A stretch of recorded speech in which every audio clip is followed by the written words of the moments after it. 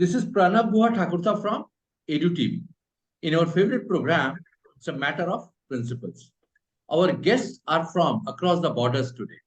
Dr. Pramod Mahajan, Director Sharjah Indian School, Sharjah, UAE, and Mr. Yudhister Puran Singh, MD, Dehradun Hills Academy, Dehradun, India. I will try to introduce these big luminaries. Dr. Pramod Mahajan, MSc Physics, MA Education, B.Ed Creativity, MBA Training and Development, Honours PhD Metaphysics, Principal, Director, Sharjah Indian School, Principal and Head of the institution Samasti International School, Hyderabad, Senior Principal, GEMS School, Principal, Lodha World School, Palava, Mumbai, Principal, Podar International School, Kalyan, Mumbai, Principal, R.A. Cambridge International School, Thane, Mumbai, Vice Principal, Birla School, Mumbai, Principal and Head of Institution since 2005. Experience in CBSE School as Principal, 16 years. Total teaching experience 34 years, 1987 till date. Core member of Community Volunteers, TE, Education Wing, Office and Council, Journal, CGI, India, Dubai, UAE. Core member of Working Group of Education Wing of Office of Ambassador, the Embassy of India, Abu Dhabi, UAE.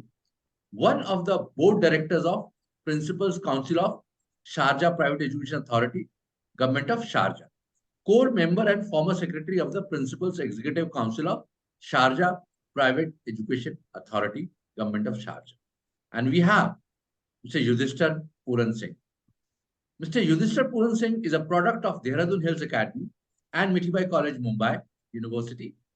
He set up the iCare India youth-based organization in Dehradun and was the editor of Expression, Dehradun's first environment e-magazine. He was one of the top 100 UN Young Change Makers in the year 2011 and went on to win the award on the topic of education. Mr. Singh has had the privilege of studying in DDHA and also serving the school at various levels. Currently, he is the Managing Director of Dehradun Hills Academy, a boutique residential school, and under his leadership, the school has been consistently been awarded and recognized at various levels. And I'll start with Dr. Pramod Mahajan. Sir, is experience learning is the future of education? Over to you, Dr. Mahajan. Yeah. Good morning. Namaste, Namaskaram, Salam Alaikum. Yes, experiential learning is no doubt it's a future of education. It is education and only education. Education is possible by the positive and effective experiences only. Education is far away from the marks. Education is far away from the grading. Education is far away from understanding only the subjects mugging up and omitting in the examination.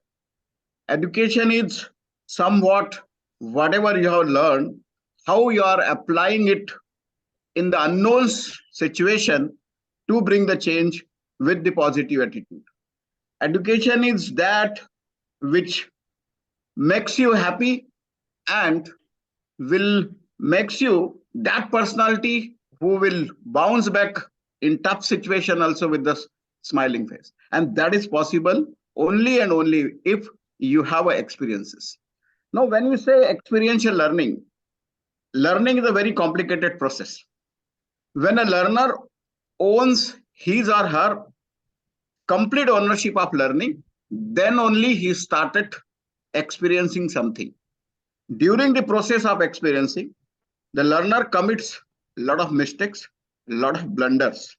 But yes, with the smiling face, that learner, who is an experiential learner, try to reach to the root cause of what went wrong, what was the mistake, and what was the blunder, and why it happened. And to eliminate that thing in future, what has to be done? During that process, when he is identifying his own mistake, rectifying it, revising it, reviewing it, redoing it, and recreating it, many good experiences and many bad experiences comes. The good experiences motivates the learner to do further a step ahead. And the bad experiences or the hard experiences or the experiences of a failure still motivate the learners not to repeat the same and how to go ahead during that situation when he could not succeed. So the failure experiences, bad experiences, and hard experiences gives the road path to be a successful. And the good experiences makes him happy to do something beyond a step ahead. So the experiential learning, whether it is successful or not successful, is the only tool, is the only way, is the only pedagogy, is the only tactics and strategies for the learning process, whether it is present, whether it is past, and it was there in the in the past also, present also, and it will remain in the future also. Till the learning process goes on, experiential learning will be there by default. That is another thing, is now people started speaking about the experiential learning, but by default, it was there with the learning process. Thank you. That's my input on that. Very well summed up, Dr. Mahajan. I think you touched upon a lot of things. I mean, if I was to summarize it, my summary would probably be a gist of whatever you've already spoken. I think, like you rightly said, experience learning was part of our education system by default. I mean, back in the, 1960s, 70s, even if we go back, I mean, it was a default system that every child had to have experiences in every which way, whether it was participating in various household chores at home or experiencing various facets in the education domain with this guru shishya relationship. I think of late what has happened is, because of technological because of too much of emphasis on technology, we are cutting away the experiences in a way. And experiential learning is no doubt something which will always be in demand, and which will always be something that I think Indian students will, they're already, as far as knowledge is concerned, they have tremendous amount of knowledge, because our current education system is mainly focusing on, unfortunately as it may be, it's focusing primarily on the marks. Although we are moving towards the grading system, and the new education policy is focusing a lot more on the experiential learning, making sure that every child, every student is looked at a unique learner, rather than having one approach which applies to all students, all 40 students or 50 students. Look at every child, look at every student as a unique learner. And I think experiential learning is all about experiencing from your perspective, because like I said, I mean, a couple of days back again, what my experience may be as an individual may not be your experience as an individual. We may have come from two different parts of the country, or different parts of the globe rather, but experiences are very important in the journey of every child. It's only once he's experiencing things will he actually realize the importance of trying to do something. Because at the end of the day, it's only once you try and implement something or try to work something out, that's when you will actually start to learn something new and start to explore things. And I think that curiosity, I mean, these days we are talking a lot of how do we inculcate that curiosity, how do we get that curiosity back in the child.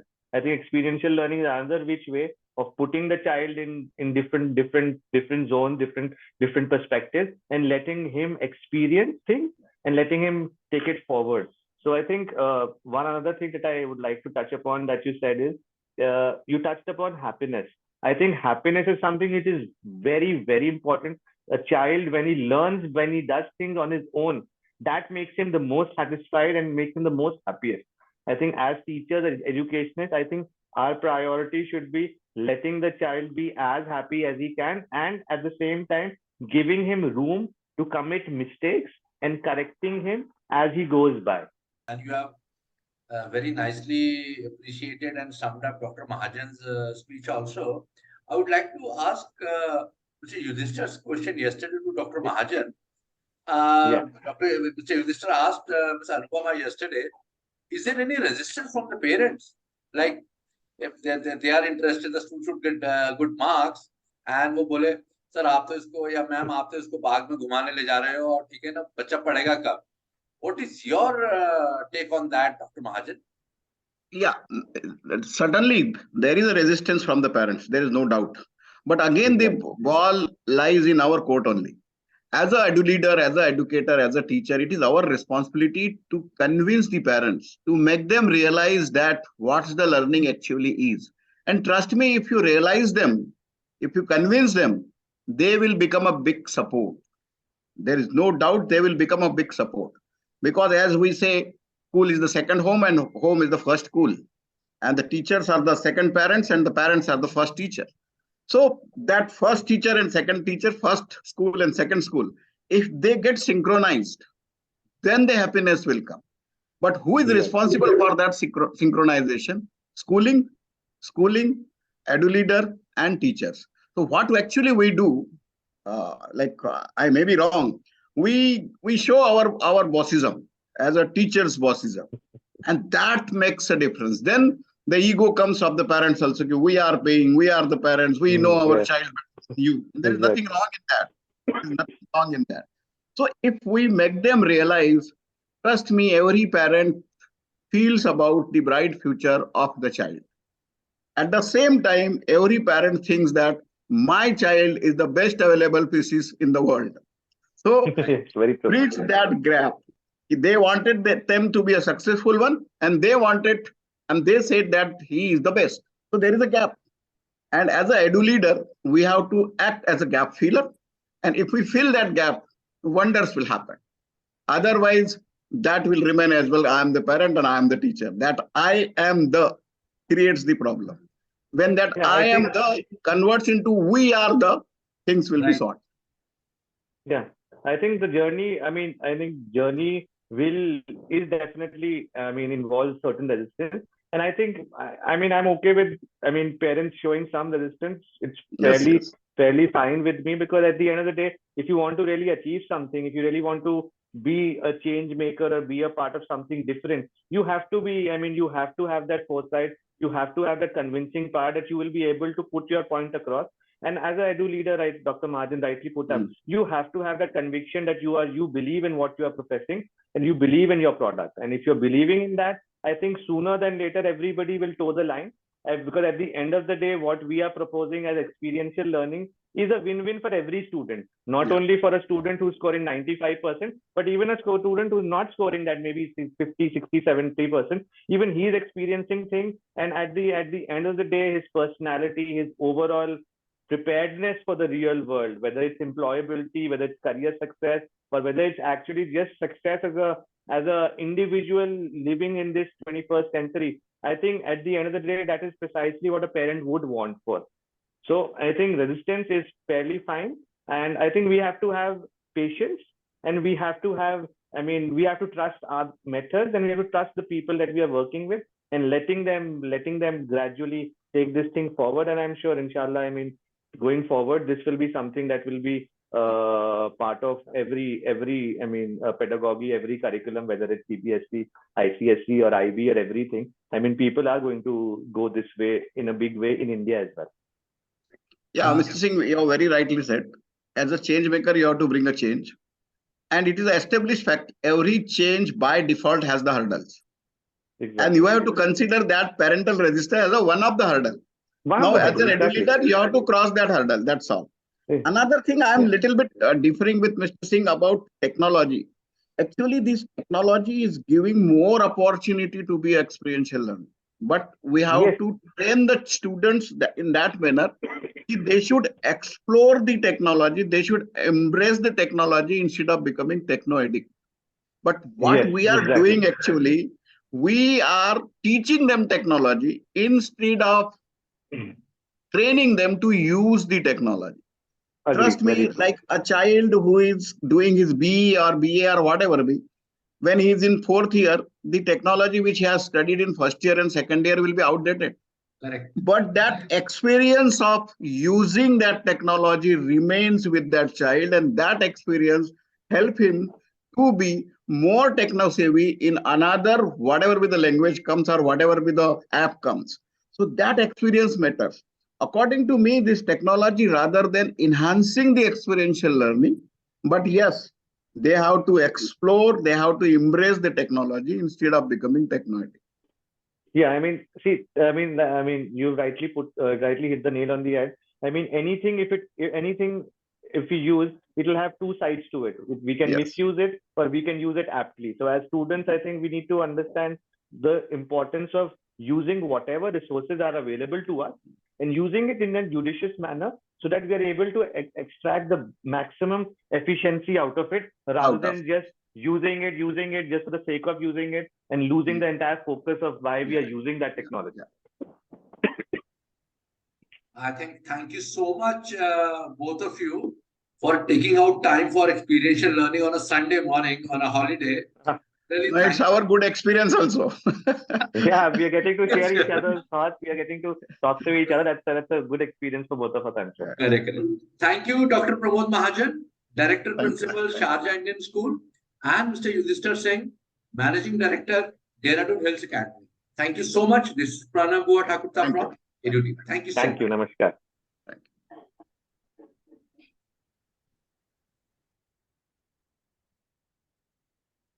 Thank you, sir. I am Harshini Sudarshan. I am a grade 12 student studying at Delhi Public School, Bangalore East. For those of you who are watching, at EduTV, we are having a program where we conduct talks and interviews between students and university outreach heads in order to find out more about the colleges that we want to join in, and what these colleges and universities are offering to us. So all of this between a university outreach head and a student in order to get answers to questions that every student like me has. So we're inviting all university outreach heads and students to tune into this. EduTV is also having a taster program, and some of you may know what it is. It is just to get a taste of college life. So students are taken on a visit to the university or the college premises to get a taste of what is actually college life in those 3 or 4 crucial college years of your life. So you get to know about placements, job opportunities, careers of the future, what that college or the university has to offer to you, how campus life is in general. So that's what EduTV has to offer to us. So with that being said, thank you so much for joining with us.